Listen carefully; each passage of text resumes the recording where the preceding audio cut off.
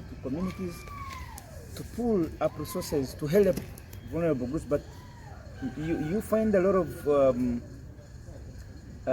contradictory behaviors, contradictory statements. You realize that people are actually declining in terms of how humanity used to live. We used to live as one. This is reducing so much. So I'm here to encourage ourselves that we should begin the spirit of Pan-Africanism, patriotism, and nationalism. We should not just be talking about it, we should be living it as a lifestyle. Thank you so much. So the next...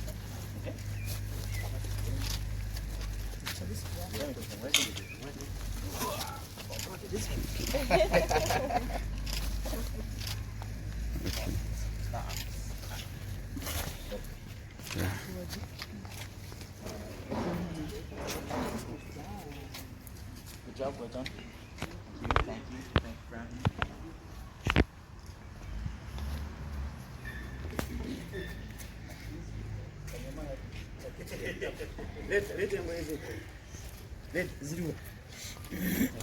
Okay.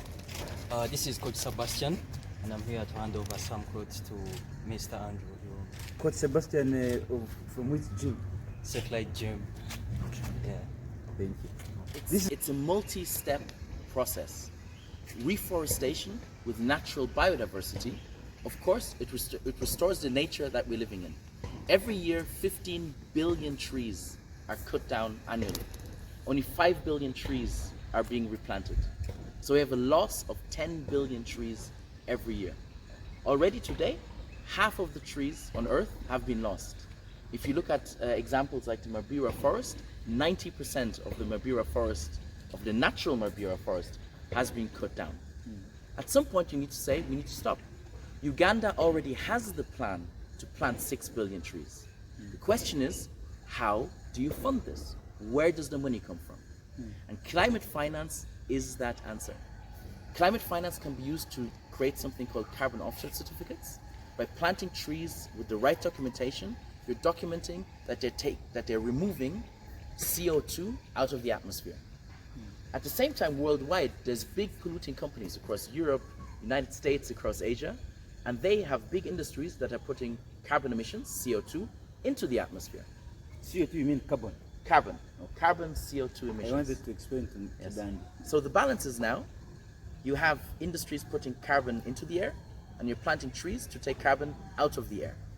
Now these companies need to pay for these certificates.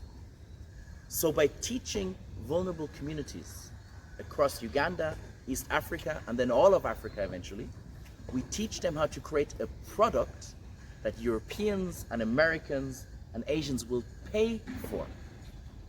And that is the key. So we're restoring nature, we're restoring the environment in which we live in, we're protecting wildlife, but more importantly, like I said, the vision is to use this as a tool to uplift communities from poverty forever. So think of carbon certificates as fruit from a tree. You plant those trees, they create a fruit, and that fruit is sold on the global market, very high value. And the benefit goes straight back to the community that helped us plant these trees. Now, you normally find that people have challenges on land. Now, refugee settlement areas are normally government areas. So the question of who owns the land has already been settled by government. That's why it's easier for us to begin with the refugee settlement camps, because there you know that there are no challenges of who owns the land. It is a bit challenging to simply go and plant in other communities where you don't understand the status of ownership of land. So it has been an advantage for us when we partner with him to ensure that where he's going to plant these trees, tomorrow they are not going to be cut off because there is a contestation of ownership. So the refugee settlement land the ownership is guaranteed. That's why we've kind of started with that. But it's very important for the entire Uganda, like he has already said, Uganda has already a plan of planting 1 billion trees. But 6 billion. 6 billion trees. but it's the same Ugandans that have cut how many trees so far? I think it's 30%. 30% of the trees. So I think they are trying to correct their mistakes. Let him answer it. You answer. Okay. So I mean, it's support.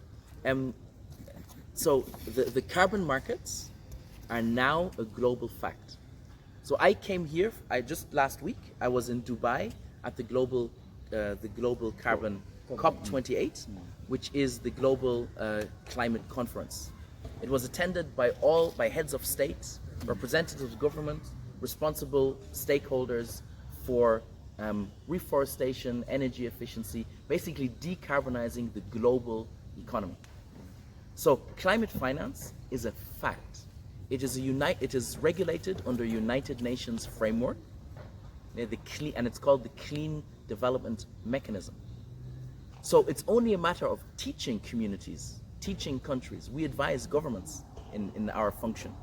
It's just a matter of teaching how to do it. But it is already a market that is turning over billions. A statistic to remember is that Deloitte estimates, Deloitte is a big management consultancy firm, they estimate that the market of just reforestation-based carbon certificates will be worth $100 billion by 2030. Now, only 1.5% of global investments go into Africa.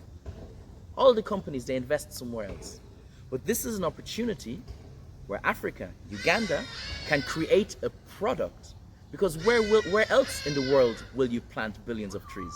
You can do it in South America, in the Amazon rainforest, you can do it in places like Malaysia, and you can do it in the green belt of Africa. The opportunity is here to create a product that they will pay for. And it is already mandated by governments. So it's not a question of if, it's not a question of opinion. It's already a fact today. And it's my mission to teach people how to use that.